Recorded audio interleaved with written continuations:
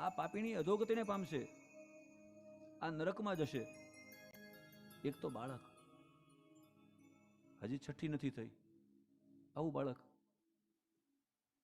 અને એને ઝેર પાવ આવી. ગોદમાં લીધા ઠાકોરજીને,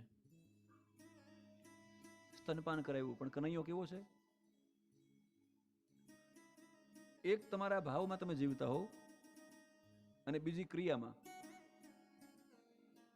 ક્રિયામાં ભાવ મળે તો ભક્તિ થાય, પણ ભગવાન એટલા ઉદાર શિરોમણી છે. જો તમારી ક્રિયા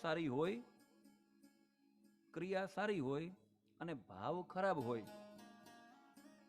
તો ભગવાન તમારા ભાવને નથી જોતા, ક્રિયાને જોવે છે.